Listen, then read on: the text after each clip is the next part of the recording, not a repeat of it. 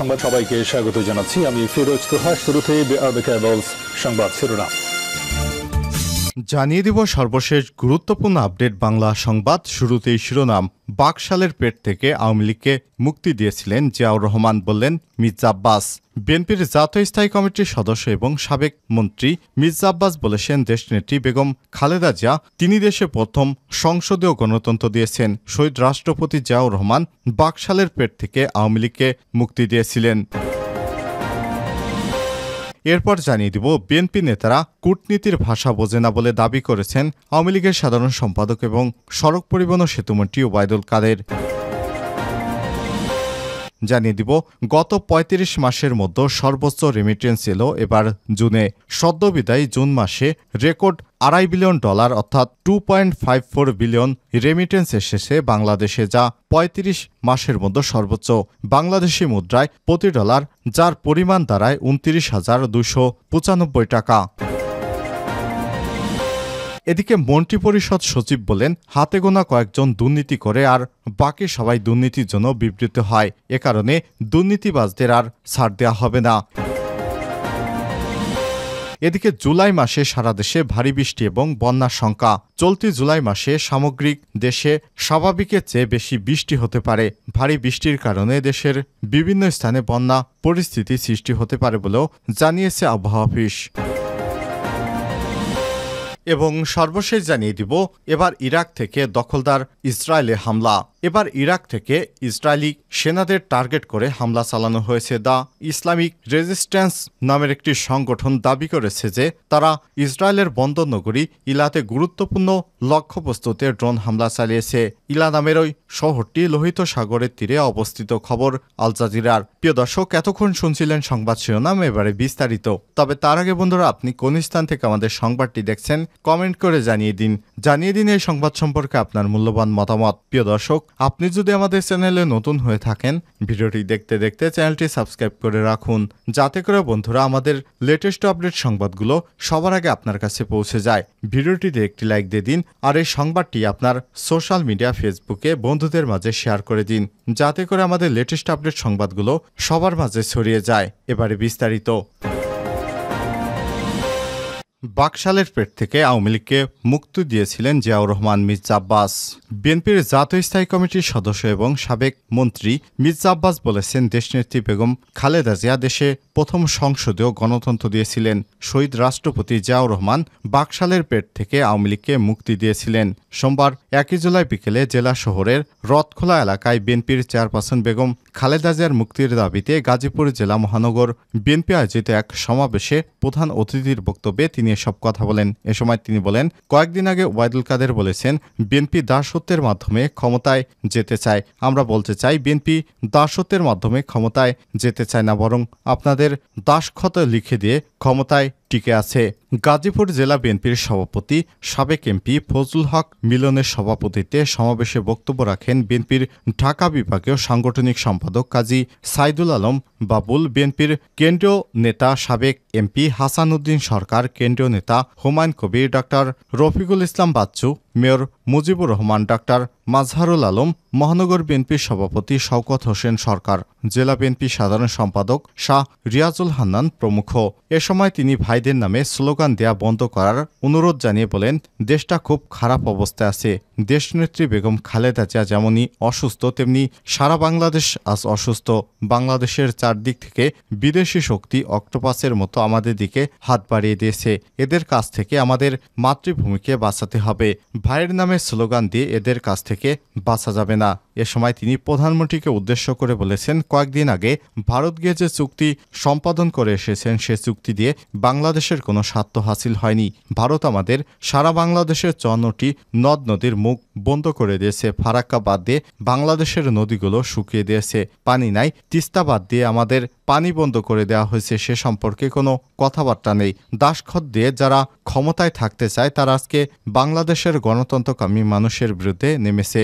দেশনেত্রী বেগম খালেদা জিয়াকে আটক রেখেছে, বাংলাদেশের মানুষের উপর অত্যাচার নির্যাতন চালাচ্ছে। তিনি অবিলম্বে দেশনেত্রী বেগম খালেদা জিয়া নিঃশর্ত মুক্তির দাবি জানান। সমাবেশে গাজীপুর মহানগর এর বিভিন্ন ওয়ার্ড, থানা এবং জেলার বিভিন্ন উপজেলা থেকে বিপুল সংখ্যক নেতাকর্মী এই সমাবেশে যোগ দেন।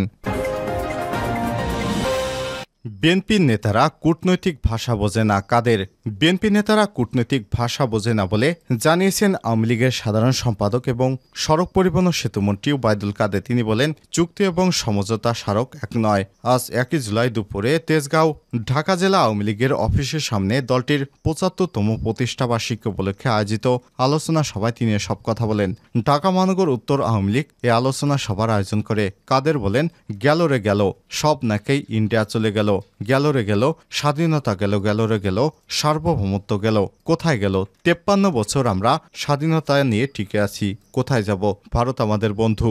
বিএনপি ভারতের দাসত্ব চেয়েছিল দাবি করে সেতুমন্ত্রী বলেন, মনে করছে নরেন্দ্র মোদী যখন ক্ষমতায় আসে প্রথম দিন সকালবেলা ঘুম থেকে উঠে দেখি বিএনপি নেতারা ভারতের হাই কমিশনের সামনে গিয়ে হাজির হয়েছে। হাই কমিশন বন্ধ, মিষ্টি আর ফুল নিয়ে হাজির, এই হচ্ছে বিএনপি। আওয়ামী লীগের সাধারণ সম্পাদক বলেন, এরা ভারত বিরোধিতা করে কিন্তু ভারতের কাছে ওয়াশিংটনের ইচ্ছায় গ্যাস বিক্রি করার অঙ্গীকার করে 2001 সালে ক্ষমতায় এসেছে। সেতুমন্ত্রী বলেন, বঙ্গবন্ধু ভারতের সঙ্গে 25 বছরের মৈত্রী চুক্তি স্থাপন করে গেছেন বলে আজ 68 বছরের সীমান্ত সমস্যা সমাধান হয়েছে। আরেকটা বাংলাদেশের সমান সমুদ্র সীমা আমরা ভারতের কাছ থেকে আদায় করতে পেরেছি।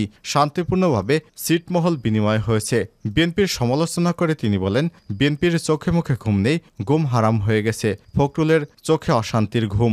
লন্ডন থেকে ফরমান আসে in R out. Obaidul Quader বলেন, আওয়ামী লীগের বিরুদ্ধে আন্দোলন কবে হবে, কবে করবেন? তারা নিজেরাই বিশ্বাস করে না, কেউ পছন্দ করে না। এক একজনের এক এক রকমের কথা। সরকারের এজেন্ট, তাদের আন্দোলনই হচ্ছে ভুয়া।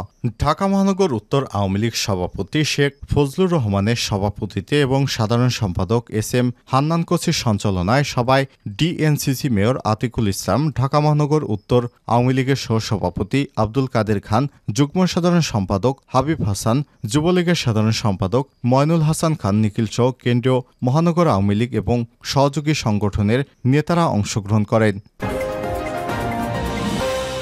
গত ৩৫ মাসের মধ্যে সর্বোচ্চ রেমিটেন্স এলো জুনে। সদ্যবিদায়ী জুন মাসে রেকর্ড $2.৫ বিলিয়ন রেমিটেন্স বাংলাদেশে এসেছে, যা গত ৩৫ মাসের মধ্যে সর্বোচ্চ। বাংলাদেশি মুদ্রায় প্রতি ডলার 118 টাকা দরে, যার পরিমাণ প্রায় ২৯,৯৯৫ কোটি টাকা। এছাড়াও 2023-24 অর্থ বছরের পুরো সময় এসেছে প্রায় $24 বিলিয়ন 23.91 বিলিয়ন। কেন্দ্রীয় ব্যাংক বলছে, নানা উদ্যোগের ফলে বৈধ পথে রেমিটেন্স বাড়ছে, আগামীতেও এ ধারা অব্যাহত থাকবে। বাংলাদেশ ব্যাংকের তথ্যমতে সদ্যবিদায়ী অর্থবছর সর্বশেষ মার্চ জুনে $254 কোটি 20 হাজার রেমিটেন্স পাঠিয়েছে বিশ্বের বিভিন্ন দেশে বসবাসকারী বাংলাদেশিরা। এটি 3 বছরে 35 মাসের মধ্যে সর্বোচ্চ পরিমাণ রেমিটেন্স। এর মধ্যে আগে সবচেয়ে 2020-21 অর্থ বছরে জুলাই মাসে $2.৫ বিলিয়ন অতিক্রম করেছিল। ওই মাসে এসেছিল $259 কোটি 82 লক্ষ রেমিটেন্স। সদ্যবিদায়ী অর্থ বছরের মে মাসে এসেছে $225 কোটি 38 লক্ষ রেমিটেন্স, যা প্রবাসী আয়। সেই হিসেবে মে মাসের তুলনায় জুনে $28 কোটি 82 লক্ষ বেশি এসেছে। আর গত বছরে একই মাসের তুলনায় বেশি এসেছে $34 কোটি 30 লক্ষ। গত বছরের জুন মাসে এসেছিল $219 কোটি 90 লক্ষ রেমিটেন্স। অন্যদিকে 2023-24 অর্থ বছরে পুরো সময় এসেছে $23.92 বিলিয়ন বা $2,391 কোটি 50 লক্ষ। এর আগে অর্থবছর এসেছিল $2,161 কোটি। সেই হিসেবে এক বছরের ব্যবধানে রেমিটেন্স এসেছে $231 কোটি। অর্থবছরের হিসাবে সর্বোচ্চ 2021-22 অর্থবছরে $2,477 কোটি রেমিটেন্স এসেছে বাংলাদেশে। কেন্দ্রীয় ব্যাংকের সংশ্লিষ্ট বিভাগের কর্মকর্তারা বলছেন, রেমিটেন্স ডলারের ক্ষেত্রে অনানুষ্ঠানিক চ্যানেলের সঙ্গে ব্যাংকের দর পার্থক্য কমে আসবে আরও। আবার বর্তমান পরিস্থিতিতেও বাংলাদেশ ব্যাংকের রেমিটেন্স বাড়াতে অনেক চেষ্টা করছে। ব্যাংকগুলো প্রবাসীদের উৎসাহিত করছে, এতে রেমিটেন্স বাড়ছে, আগামীতে বাড়বে বলেও জানান তারা। মন্ত্রিপরিষদ সচিব বলেন, হাতে গোনা কয়েকজন দুর্নীতি করে আর বাকি সবাই বিবৃত। প্রশাসনের হাতে গোনা কয়েকজন কর্মকর্তা দুর্নীতির সঙ্গে জড়িত, আর বাকি সবাই বিব্রত বলে দাবি করেছেন মন্ত্রিপরিষদ সচিব মোহাম্মদ মাহবুব হোসেন। আর সচিবালয় মন্ত্রিসভা বৈঠকের ব্রিফিংয়ে সাংবাদিকদের প্রশ্নে জবাবে তিনি সব মন্তব্য করেছেন। সকালে প্রধানমন্ত্রীর কার্যালয়ে মন্ত্রিসভা বৈঠক হয়। প্রধানমন্ত্রী শেখ হাসিনা এতে সভাপতিত্ব করেন। ইদানিং সরকারি কর্মকর্তাদের দুর্নীতি নিয়ে আলোচনা হচ্ছে। প্রশাসনের সর্বোচ্চ কর্মকর্তা হিসেবে এ বিষয়ে বক্তব্য জানতে চাইলে মন্ত্রিপরিষদ সচিব বলেন, আমি জানি না, এটা আপনার বিষয়, আমার সঙ্গে স্বীকার করবেন কিনা। দুর্নীতি তো সবাই করে না, একটা অফিস সবাই কি দুর্নীতিবাজ? হাতে গোনা কয়েকজন দুর্নীতি করে ওই কয়েকজনের জন্য বাকি সবাই বিব্রত হয়। অবস্থা তো তাই দাঁড়িয়েছে, তাই না? এ সময় তিনি বলেন, সরকারের পক্ষ থেকে অবস্থানটা পরিষ্কার হয়েছে যে দুর্নীতির সঙ্গে যারা জড়িত তাদের বিষয়ে কোনো অনুভূতি দেখানো হবে না, বরং দেখানো হচ্ছে না। এটা আপনারা খেয়াল করেছেন, সেটি আমরা অনুসরণ করছি, সেটি আমরা এখন সিরিয়াসলি ফলো করছি। তাহলে আপনি বলতে পারেন ফাঁকে ফাঁকে কেন দুর্নীতি হচ্ছে? দুর্নীতি এত কাঠামোর মধ্য থাকার পরও হচ্ছে, এটা সব সমাজে কম বেশি হয়ে থাকে। একজন সাবেক আমলা বলছেন, মন্ত্রণালয় এবং বিভাগগুলোতে দুর্নীতির দেরাজ খুলে বসেছে। এ বিষয়ে দৃষ্টি আকর্ষণ করলে মন্ত্রিপরিষদ সচিব বলেন, মন্ত্রণালয়ের সচিবেরা এ বিষয়ে ভালো উত্তর দিতে পারবেন। তিনি বলেন, কোনো একটা জায়গায় দুর্নীতি প্রমাণিত হয়েছে কিন্তু ছেড়ে দেওয়া হয়েছে এমন কোনো তথ্য আমার কাছে নেই। এমন কোনো বিষয় থাকলে আমার নজরে আনেন, আমি আবারও তদন্ত করে ব্যবস্থা গ্রহণ করব। সেটি আমি আপনাদেরকে এ বিষয়ে বলতে পারি।